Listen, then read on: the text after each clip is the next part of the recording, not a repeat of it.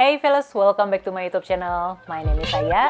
Di video ini gue akan nunjukin buku-buku apa aja yang gue dapetin dari bulan Januari kemarin sampai bulan Maret. Di video-video book haul kayak gini gue selalu kasih tahu di mana gue dapetin buku-buku yang ditunjukin di channel ini. Ada yang gue beli sendiri dan juga ada yang dikirimin langsung dari penerbit ataupun penulisnya langsung supaya bisa jadi referensi, keterangan dan juga transparansi mengenai buku-buku yang ditunjukin di channel ini.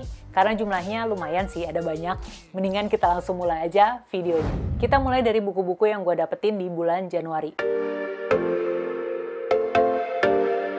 Buku pertama yang gue dapet di bulan Januari itu adalah sebuah buku digital alias e-book yang berjudul ini dia, Deep Work, Rules for Focused Success in a Distracted World yang ditulis oleh Cal Newport. Ini gue dapet karena waktu itu lagi di diskon di aplikasi Kindle. Dan ini kalau nggak salah harganya sekitar 40 sampai 50. Gue lupa, pokoknya sekitar segitu deh. Terus sekarang ngebahas tentang bukunya. Mungkin kamu pernah dengar Cal Newport dari bukunya yang berjudul Digital Minimalism ya. Karena kan memang gaya hidup minimalis beberapa tahun kebelakang ini tuh lagi booming banget. Termasuk salah satunya minimalisme di bidang digital.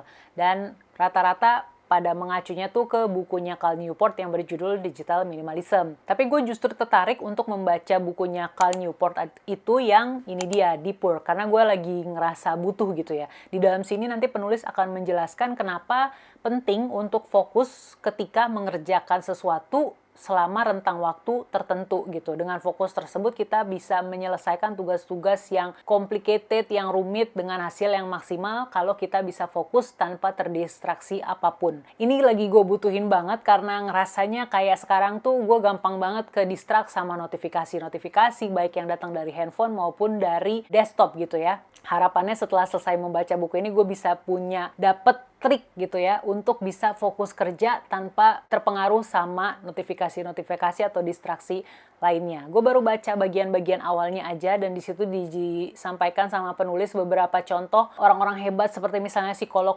Carl Jung yang sengaja membangun sebuah bangunan supaya dia bisa kerja di dalamnya tanpa ada gangguan, bahkan gangguan dari internet. Soalnya kalau nggak salah bangunannya itu kedap sinyal internet kalau nggak salah loh ya. Ya udah, ini gue baca dulu karena ini benar-benar sesuatu yang gue butuhkan saat ini. Buku kedua yang gue dapat adalah ini dia, Weathering with You yang ditulis oleh Shinkai Makoto. Ini adalah versi terjemahan bahasa Indonesia yang diterbitin sama penerbit Haru. Dan gue juga dikirimin langsung sama penerbit Haru. Untuk ulasannya bagaimana serta berapa rating yang gue kasih untuk bukunya Shinkai Makoto yang ini, itu udah gue sampaikan semuanya di sebuah video review khusus. Linknya kamu bisa cek di kolom deskripsi bawah atau di pojok kanan sini. Buku selanjutnya yang gue dapat di bulan Januari adalah lagi-lagi buku digital dan lagi-lagi sedang diskon, yaitu ini dia, The Bullet Journal Method, Track the Past, Order the Present, and Design the Future yang ditulis oleh Ryder Carroll. Ini harganya ya kalau nggak salah antara 40 sampai 50 ribuan, segitulah pokoknya. Dan buku ini bagus banget. Buku ini tuh memberikan pencerahan ke gua yang sempat tergila-gila sama bullet journal tapi nggak tahu manfaat sesungguhnya apa gitu ya, cuma ngerjain doang. Dan setelah membaca buku ini gue jadi dapat pencerahan gitu ya, mengapa si penulis Ryder Carroll menciptakan metode bernama bullet journal dan kenapa sebaiknya metode ini diaplikasikan oleh orang-orang supaya bisa punya kehidupan yang teratur dan pada akhirnya adalah memiliki hidup yang mindful alias berkesadaran. Gue suka banget sama semua bagian yang ada di dalam buku ini, mencerahkan. Makanya gue kasih buku ini tuh rating bintang 5. Gue tulis reviewnya di blog, bukan di video. Di video juga cuma kasih ulasan singkat. Di blog juga gue kasih alasan kenapa gue merasa perlu gitu ya untuk membaca buku ini. Link blognya gue taruh di kolom deskripsi bawah. Buku selanjutnya yang gue dapat di bulan Januari adalah ini dia, Heartbreak Formula yang ditulis oleh Empur Chan. Sama satu lagi The Death Returns yang ditulis oleh Akiyoshi Rikako Sensei. Keduanya dikirimkan dari penerbit Haru dalam parsel tahun barunya. Terus untuk yang Heartbreak Formula ini kalau lihat dari review-review yang ada di Goodreads, kayaknya di dalamnya tuh mengandung unsur sci-fi alias science fiction dan juga ada romance-nya. Dan kalau melihat review dari teman-teman Bookstagrammer, rata-rata memberikan ulasan yang bagus gitu ya untuk buku ini gitu, karena rata-rata mereka juga nggak nyangka bahwa penulis Indonesia menulis science fiction dengan bagusnya di dalam buku ini. Terus juga ada unsur atau menyinggung tentang mental illness di dalamnya, dan akhirnya gue jadi penasaran deh, pengen baca juga. Plus covernya juga terlihat cantik tuh, lihat. Satu lagi untuk yang The Death Returns, ini karyanya Kiyoshi Rikako. Gue belum cek blurbnya tentang apa, tapi kalau Kiyoshi Sensei udah nggak perlu diragukan lagi. Mungkin gue akan bikin satu video khusus yang membahas atau membaca beberapa novelnya Kiyoshi Sensei yang belum gue baca dan sudah ada di tumpukan TBR. Mungkin loh ya, jadi tunggu aja. Sekarang kita masuk ke bulan Februari. Buku pertama yang gue dapet di bulan Februari adalah lagi-lagi buku digital, dapetnya di Kindle aplikasi karena lagi diskon ya, yaitu ini dia, Eat a Peach yang ditulis oleh David Chang. Gue tuh tahu David Chang karena nonton TV show di Netflix yang berjudul Ugly Delicious gitu, dan gue suka sama personalitinya si David Chang ini. Makanya pas lihat teaser di Goodreads bahwa beliau akan menerbitkan buku memoir ya berjudul Eat a Peach, itu udah gue tandain sebagai salah satu wishlist. Dan gue makanya kaget waktu buku ini masuk ke daftar buku-buku yang didiskon di aplikasi Kindle. Singkat kata, di dalam bukunya ini kalau baca di blurb di Goodreads, David Chang akan menceritakan tentang perjuangannya menghadapi rasa kesendirian karena dia kan seorang Korean American ya, keturunan Korea yang lahir di Amerika. Bagaimana dia menghadapi rasa berbeda, penampilan yang berbeda dari teman-teman sebayanya, dan juga dia akan membahas tentang isu anxiety serta depresi yang dihadapi ketika mencapai kepopuleran. Itu menurut gue adalah tema yang menarik untuk disimak dari seorang yang terkenal seperti David Chang ini.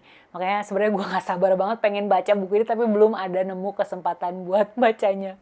Hiks. Oke lah, mari kita lanjut ke buku kedua yang gue dapatkan di bulan Februari, yaitu ini dia, My Lovely Wife yang ditulis oleh Samantha Downing. Ini juga udah jadi salah satu buku wishlist gue dari sejak bukunya terbit, tapi nggak pernah beli karena cover yang ini tuh susah banget dapetin harga murah gitu. Dan kebetulan kemarin Periplus ngadain diskonan 50% kan, jadi ini harganya di diskon 50%, jadi sekitar 130-an, tapi terus gue pakai poin Periplus, dipotong harganya jadi kurang lebih sekitar 80 atau 90 ribuan deh. My Lovely Wife ini tuh masuk ke nominasi Goodreads Choice Awards di kategori Mystery Thriller tahun 2019.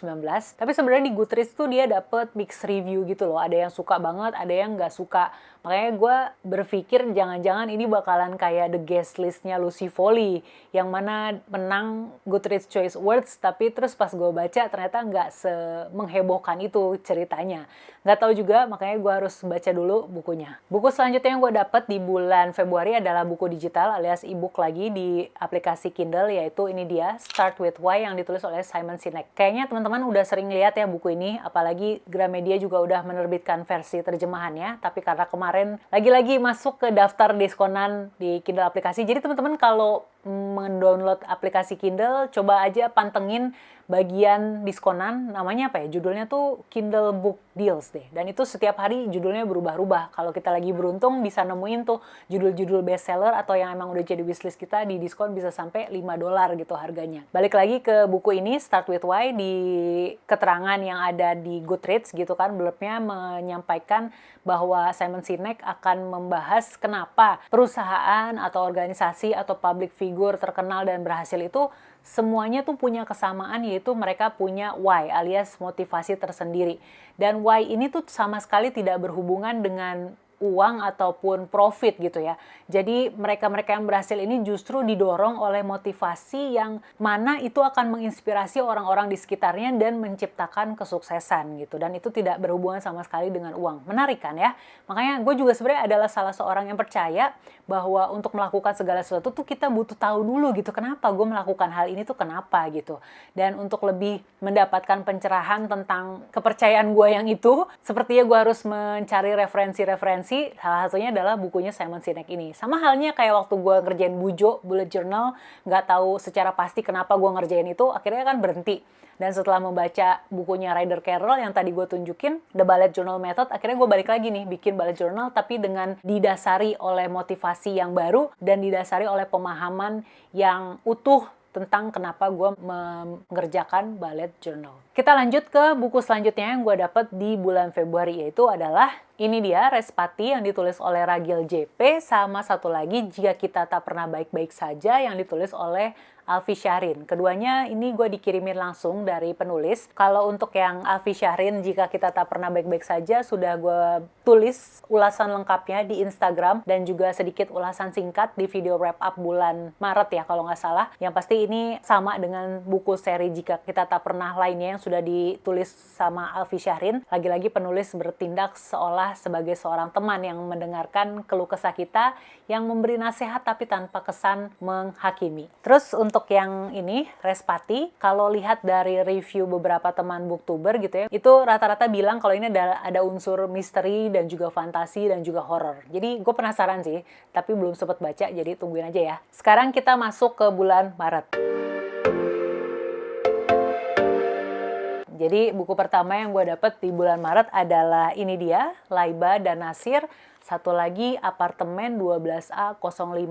Keduanya ini ditulis oleh Bang Bule dan diterbitkan oleh penerbit Bibi Media yang juga adalah sponsor video ini. Untuk yang Laiba dan Nasir ini, tuh settingnya di tahun 1970, bercerita tentang Nasir yang adalah seorang dukun desa yang sudah melakukan berbagai upaya untuk menyelamatkan istrinya yang sangat dia cintai bernama Laiba.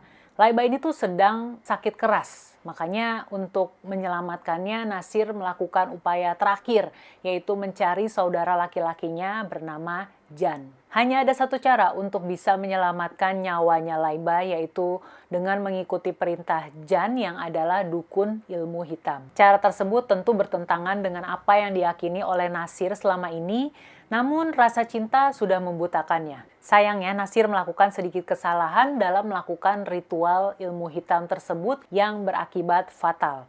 Dibantu oleh asistennya Khalid, Nasir harus menyelamatkan diri tidak hanya dari rentetan bencana yang mengancam nyawanya, tapi juga perburuan oleh istri tercintanya, Laiba. Menarik kan ya? Sementara untuk yang Apartemen 12A05 ini bahkan terinspirasi dari kisah nyata yang dialami sendiri oleh penulis ketika dia tinggal di sebuah apartemen di Bilangan, Jakarta Pusat. Apartemen 12A05 ini bercerita tentang si tokoh utama yang terganggu akibat suara-suara berisik dari apartemen yang terletak tepat di atasnya setiap jam 2.30 pagi. Karena merasa terganggu, dia bertanya ke petugas apartemennya, tapi malah dibalas dengan sebuah fakta yang membuatnya terkejut bahwa unit tersebut tidak ada yang tinggal gitu. Unit tersebut kosong. Nah, karena makin penasaran, si tokoh utama ini mendatangi unit tersebut dan mencoba memaksa untuk masuk. Di dalamnya dia mendapati ada banyak lalat mati, dan di sana tepat di sudut gelap salah satu sisi apartemen ada bayangan anak kecil berwarna hitam. Matanya menatap si tokoh utama dengan senyum yang menyeringai.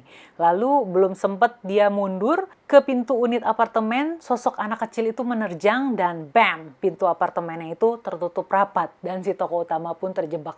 Menarik ya, kalau kamu pengen baca kedua judul ini, Laiba dan Nasir dan juga Apartemen 12A05, bisa dapetin kedua bukunya di akun online shop yang ada di marketplace. Gue taruh linknya di kolom deskripsi bawah supaya kamu bisa klik dan langsung beli kedua bukunya. Atau bisa juga ikutan giveaway yang saat ini sedang berlangsung di Instagram @possessivereader. Kita lanjut ke buku selanjutnya yang gue dapat di bulan Maret adalah ini dia, Real Face yang ditulis oleh Chinen Mikito Sensei. Ini udah gue bahas juga di sebuah video review khusus ya. Ini adalah versi terjemahan yang diterbitin sama penerbit Haru dan gue dikirimin langsung. Reviewnya bisa ditonton lewat link yang gue taruh di kolom deskripsi bawah. Selanjutnya ada ini dia, J-Lit juga, berjudul Burning Heat yang ditulis oleh Akiyoshi Rikako Sensei.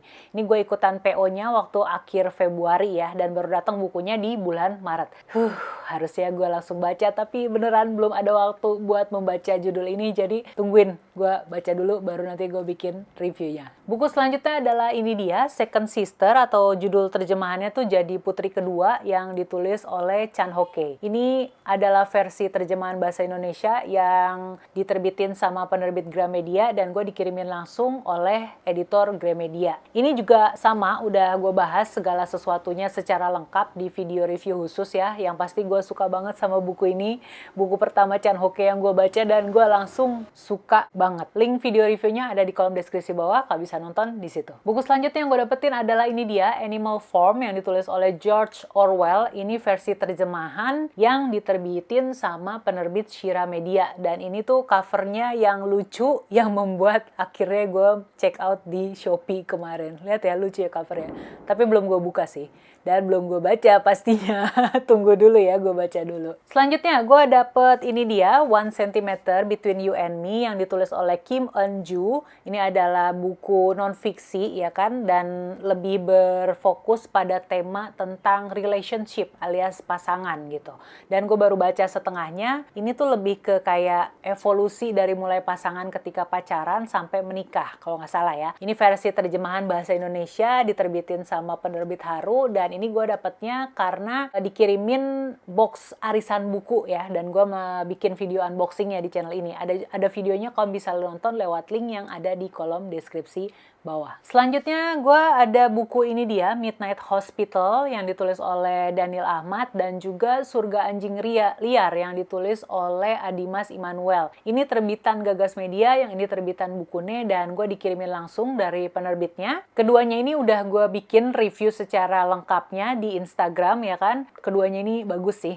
Sama-sama menawarkan cerita yang kelam, suram, menegangkan, tapi auranya beda gitu antara yang ini sama yang ini. Pokoknya selengkapnya bisa baca reviewnya di Instagram gue. Selanjutnya buku yang gue dapet di bulan Maret adalah ini dia, Recehan Bahasa, yang ditulis oleh Ivan Lanin, tapi versi buku digital alias ebook. Ini gue beli di aplikasi Rakata dengan harga cuma 10.000 aja. Belum sempet baca banyak, baru beberapa halaman awal, jadi di dalam sini tuh menjelaskan kata-kata yang selama ini kita suka memakainya kecampur-campur gitu ya, antara bahasa Inggris sama bahasa Indonesia. Dijelasin di sini asal muasalnya seperti apa, bentuk kata apa yang memang baku dan sebaiknya digunakan. Menarik sih, makanya kemarin gue pas lihat harganya cuma 10.000 di aplikasi Rakata, langsung deh gue beli.